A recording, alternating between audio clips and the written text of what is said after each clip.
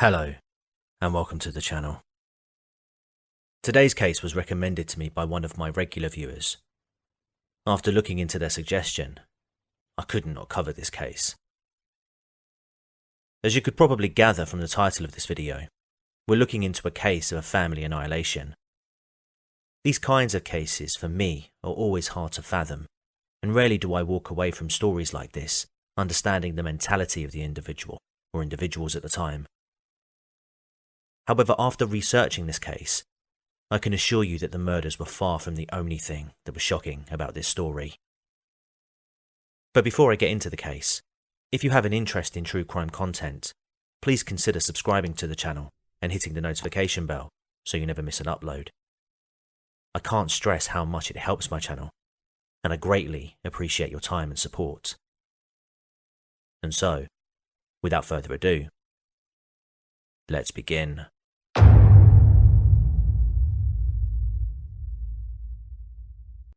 At approximately 2 p.m. on the 6th of May 1976, police received a call to report a suspicious vehicle that had been abandoned near 140 South Whippy in West Chicago.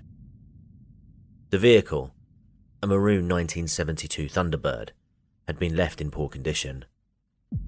The hubcaps had been removed, as was the ignition. The front window of the car, which had an Elk Grove Village sticker attached to it, had also been smashed. After learning that the car hadn't been reported stolen, they traced the owner of the vehicle back to Frank Columbo, a resident of Elk Grove Village, which was a suburb located approximately 20 miles northwest of Chicago. Calls were made to the Columbo family home, but nobody answered. The next day, on the 7th of May, a police officer would visit the Columbo residence to inform them that they were in possession of Frank's car. However, immediately upon arriving, he knew something was terribly wrong. As he approached the Columbo's home, he noticed that there were uncollected newspapers laying outside of the front of the home, which had been there for several days. He also spotted that the front door to the home was slightly ajar. The officer knocked lightly on the door, hoping someone would respond, but the only thing he could hear would be a dog barking repeatedly from deep within the home. Understandably concerned with what he was experiencing, the officer took no risks and returned to his car and radioed for backup. While waiting, he would check around the outside of the house, finding little to suggest anything out of the ordinary. That would all change when the backup arrived, and both he and the other officer entered the home together. There, lying face up, was 43-year-old Frank Columbo. Clearly there had been foul play, as glass laid all around him, and they would find a crystal lampshade covered in blood close by. As the pair continued through the home, they stumbled across the lifeless body of Frank's wife, Mary Columbo. The 40-year-old was found on the landing just outside the bathroom, laying face up. She had been shot between the eyes, and a 1-inch cut could be seen on her throat. Her underwear was also pulled down around her ankles. After finding Mary, the officers decided to leave the home to call in to report what they had found so far. Shortly after doing so, an investigative team and evidence technicians swooped onto the Elk Grove Village home, with the first investigators arriving at approximately 5 p.m.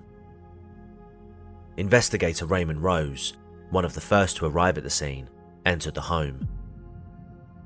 He observed the bodies of Frank and Mary, noting that a large diamond ring that Mary was wearing on her finger was still there. Also, despite finding her purse on the bathroom floor with all its contents removed, nothing appeared to be missing from it. As Raymond continued through the home, he found 4 teeth laying between the top of the stairs and the wall. He would continue searching through the home, where he would enter the bedroom of Frank and Mary's son, Michael Columbo. Michael, 13 years old at the time, was tragically found dead on the floor in his room. He too had been shot in the head, and it was apparent that he had been beaten with a bowling trophy that had been found beside him, as well as being stabbed multiple times in the face, chest and neck with a pair of sewing scissors which were found on Michael's desk. A 9-inch knife was found outside of the home, lying next to the front stoop, and a steak knife was also located near a rock garden. Raymond would quickly rule out the likelihood of it being a robbery gone wrong. Attempts to make it look this way were found in crumpled magazines. Rubbish had been sprawled across the floor of the kitchen. The phone was off its hook, and cabinets around the home had been opened. However, there was no indication that any valuables had been taken. For example, no electrical goods such as TVs or stereos had been removed. Several guns were found in the home that belonged to the Columbos, including a .40 caliber shotgun, which had not been moved from where they had been stored. There was also a wall safe in the home which contained $5,000 in cash that showed no signs that there were attempts to open it, and besides the front door being left ajar, all other windows and doors had been secured. To Rose, it was apparent that the Columbo family had been massacred in a cold, brutal manner. The need to apprehend the person or persons behind the killings began. However, not all of the Columbo family were in the home. Frank and Mary also had a 19-year-old daughter, Patricia Columbo, who seemingly escaped the same fate as her family. While locals began swooping to the home, naturally intrigued by all the goings-on, there was no sign of Patricia. Raymond Rose instructed officers to track her down and bring her in for questioning, firstly to ensure her safety, as the Columbo phone book was found open on the page with her contact details, but also to see if she had any knowledge as to who would do such a thing to her family. Patricia Columbo, known also as Patty to those close to her, was tracked down a few hours later and informed of the news that her family had been killed. She attended the police station as was asked of her, whereby she spoke with police.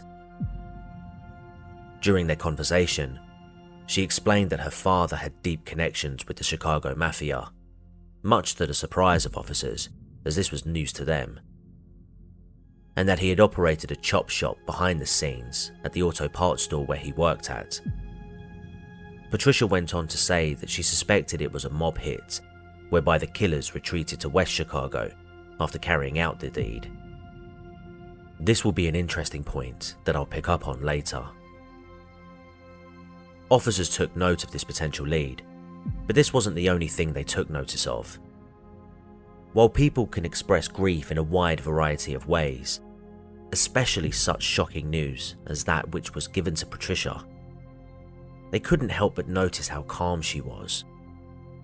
Not only this, but Patricia was openly flirting with the male officers at the station.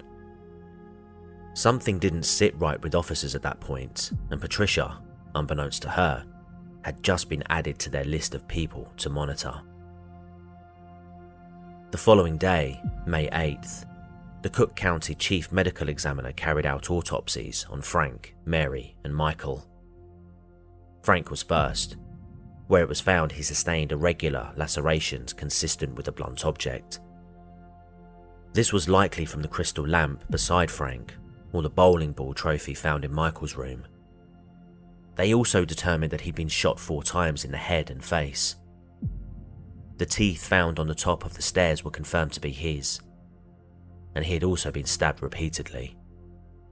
Next was Mary Columbo. Her death was determined to have been caused by the single gunshot to her head. The cut to her throat was carried out after the fact, and despite being found in the sexually exposed manner as she was, there were no signs that she had been inappropriately abused. Then there was Michael.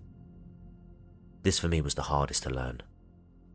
Based on the chief medical examiner's findings, Michael appeared to have slept through what had happened to his parents and was woken up by his killers, who forced him to stand up, where he was then shot at point-blank range in the head. Afterwards, he was then bludgeoned with a blunt instrument and was stabbed more than 90 times. The examiner noted that the puncture wounds were relatively shallow, likely caused by a woman.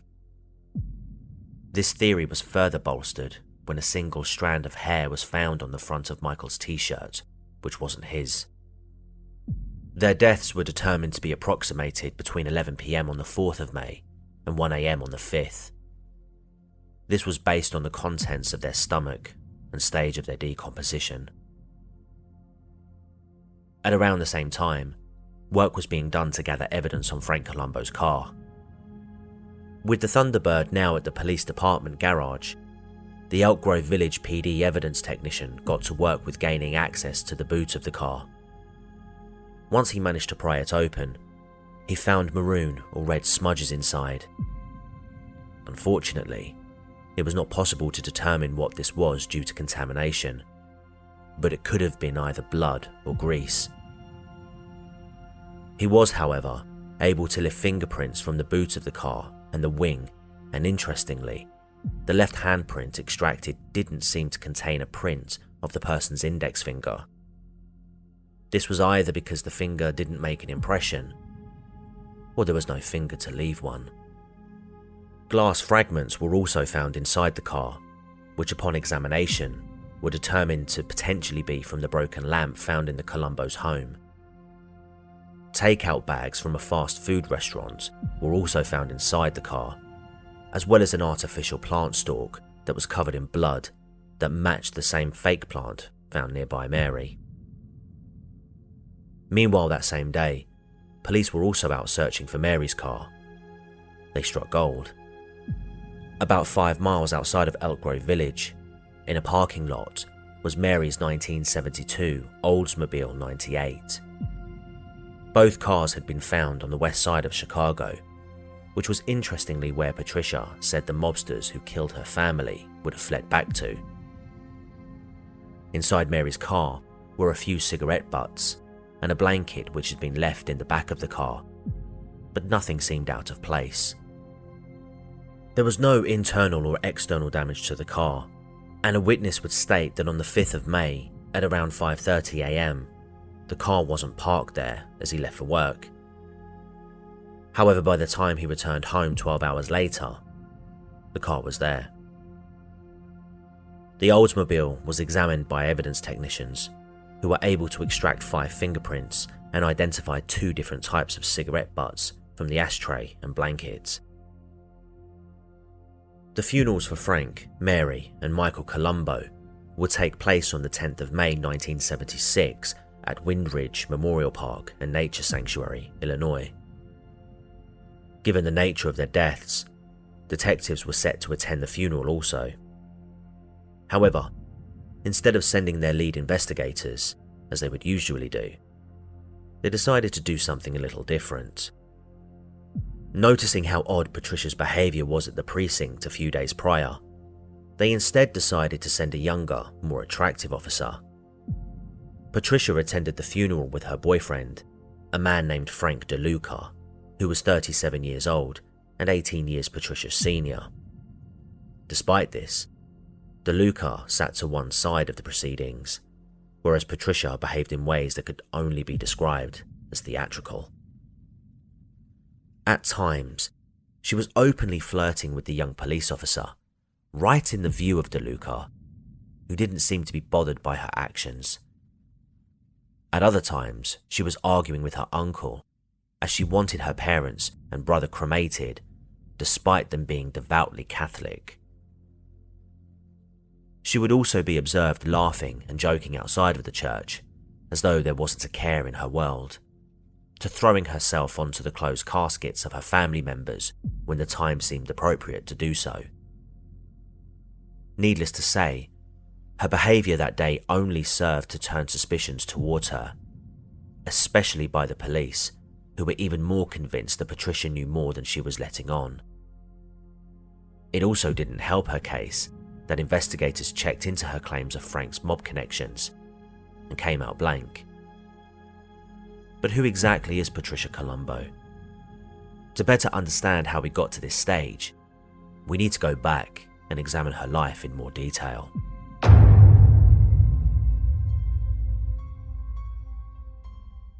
Patricia Columbo was born on the 21st of June 1956. In her formative years, she was idolised by both her mother and father, but Frank considered Patty to be the apple of Frank's eye. He would treat her like a princess and call her as such. This would change when Patricia was 6 years old. When Michael came into the world, The attention that was solely placed on Patricia now had to be divided between two children. However, Frank and Mary, concerned with how Patricia would take to being an older sister, encouraged her to be involved heavily with her brother.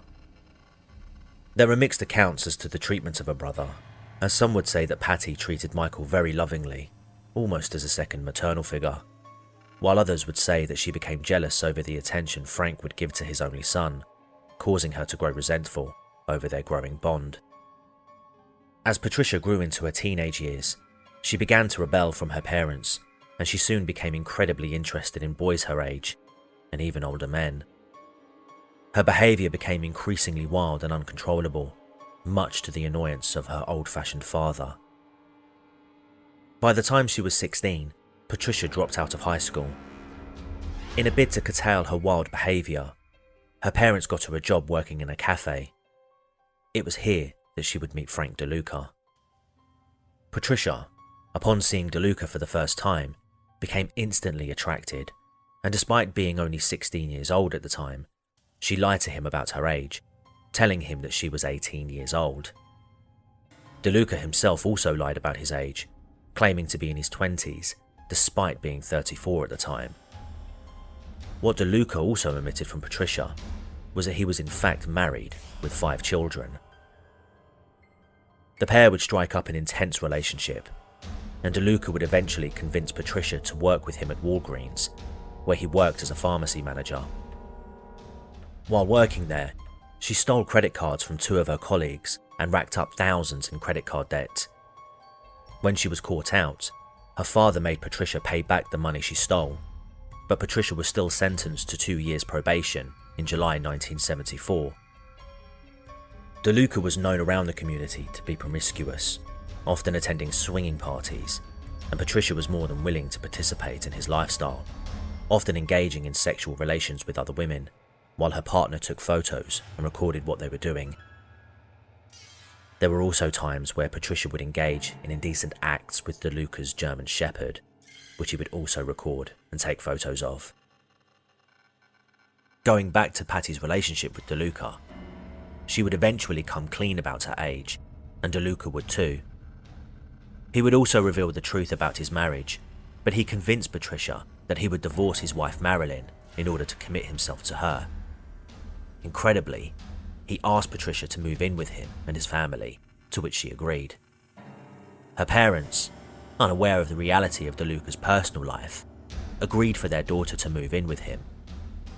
Here, they would continue their unorthodox lifestyle. Eventually, Frank and Mary would become aware of Frank DeLuca's real age, and also the kind of relationship that they were in. Needless to say, they were less than impressed. Patricia would continue to live with the DeLuca family until the summer of 1975, when she returned to her parents.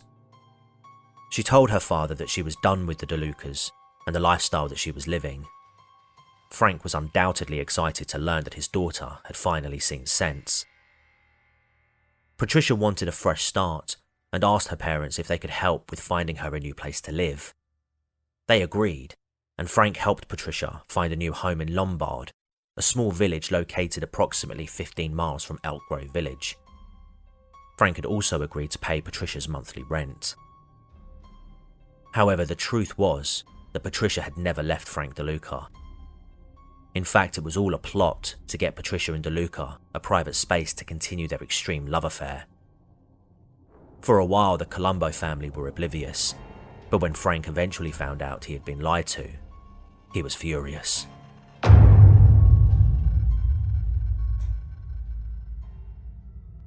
In August 1975, a livid Frank Columbo approached Patricia and Frank DeLuca at the Walgreens car park where the pair both worked.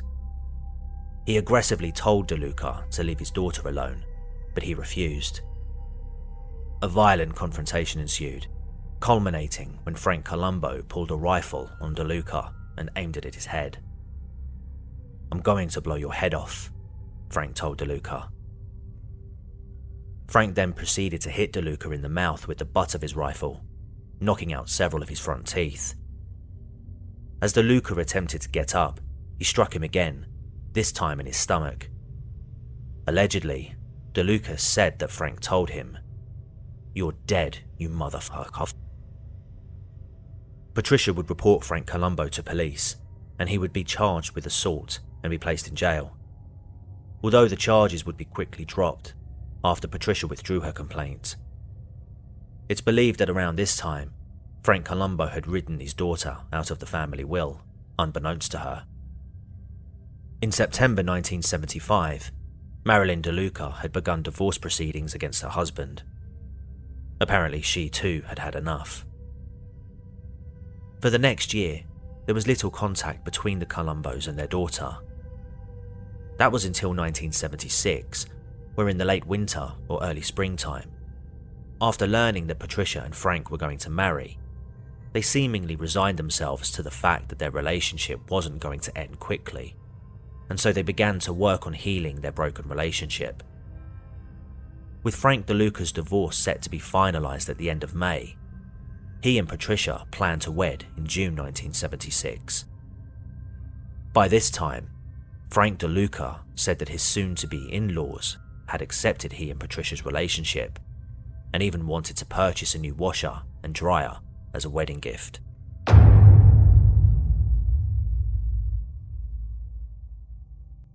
On the 12th of May, 5 days after the gruesome discovery, Patricia and Frank DeLuca were asked to provide fingerprints as part of the police's ongoing investigation. When DeLuca provided his prints, it was noticed by officers that he was missing his left index finger. 2 days later, officers were speaking with car salesman Lanny Mitchell. Lanny, who had first met Patricia in September 1975, told investigators that he offered money to Patricia to go out with a friend of his, 34-year-old Roman Subzinski. Patricia agreed, telling Lanny she needed the money, despite living with her boyfriend. She also went into detail regarding the events that took place in the Walgreens car park the month before.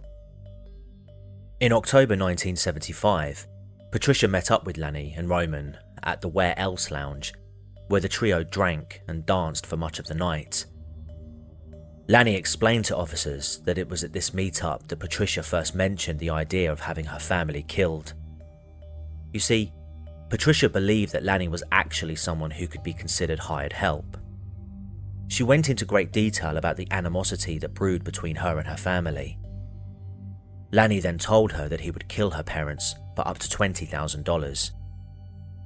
It's worth noting that he would swiftly tell investigators that he and Roman had absolutely no intention of carrying out the act, but he believed that by agreeing to, he could convince Patricia to sleep with him, as well as extract money from the couple. Throughout the remainder of October, Patricia contacted Lanny several times, wanting to know when he would complete the hit. He initially stalled Patricia by asking her for a rundown of the family's daily activities and schedules. Patricia provided him with the floor plans to the home, as well as locations to their TVs, radios, wall safe, expensive furs, and jewellery. By November, Patricia was pressing Lanny again for a date where he'd carry out the act.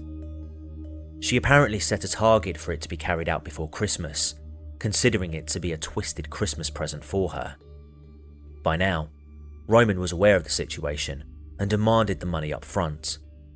Patricia refused, stating that the money would be available once the life insurance had been paid out, money that she was no longer entitled to, but instead offered to sleep with both men in a bid to keep them on side. They agreed.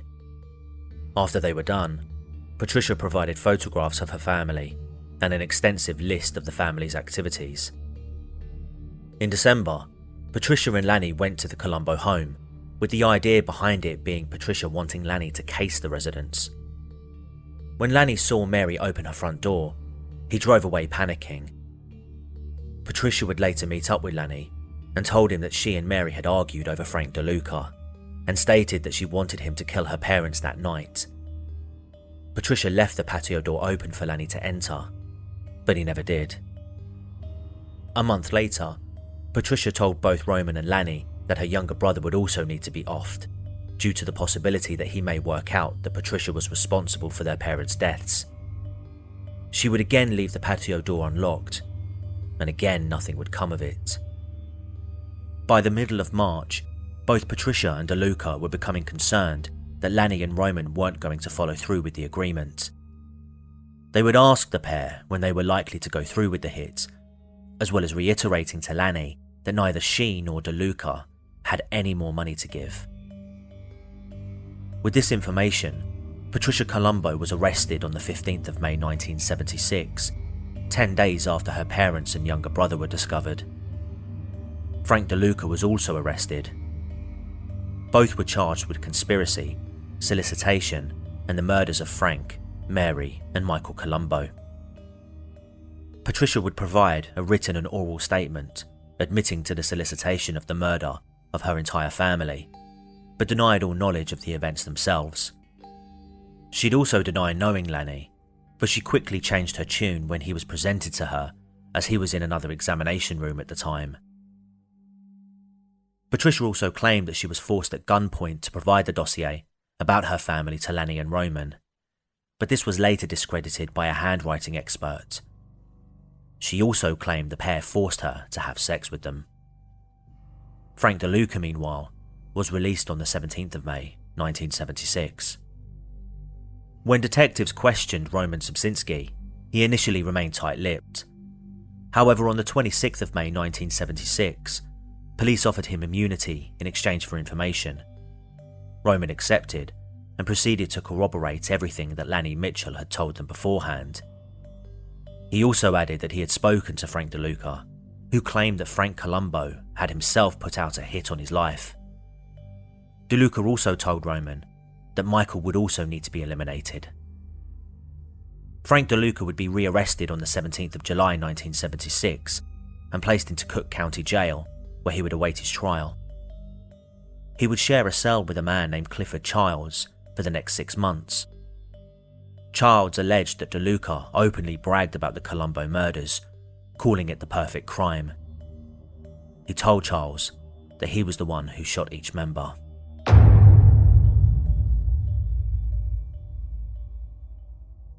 Frank DeLuca told Childs that their plan was to reconcile with the Columbos after the pair grew impatient with Lanny and Roman.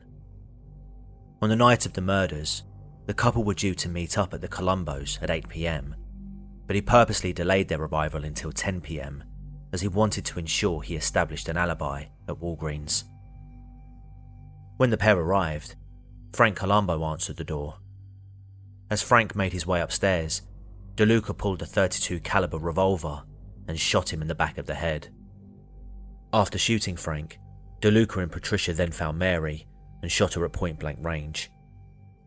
They then proceeded to Michael's room, where they found the young boy sleeping. They woke him up, forced him to stand up, and like his parents, he was shot. Patricia was responsible for the bludgeoning and vicious attacks on her family after they were killed.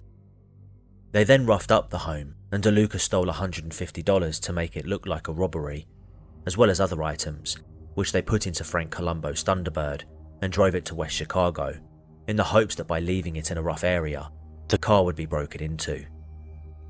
In a bid to avoid detection, Frank DeLuca wore gloves and stuffed the left index finger to throw off police. DeLuca also told Childs that 2 Walgreens colleagues were going to provide witness testimonies against him and that he needed them killed.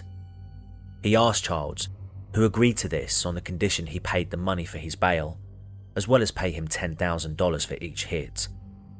DeLuca agreed and provided physical descriptions of the staff members, one of which was a woman whom he had an affair with prior to meeting Patricia. Stunningly, Marilyn, Frank DeLuca's ex-wife, would be the one who would post bail for Clifford Childs. She sent 2 money orders on the 25th of November 1976 totaling $4,230, and on the 24th of February 1977, she picked up Clifford and took him to her home, where she paid him a further $1,300 and gave him DeLuca's car.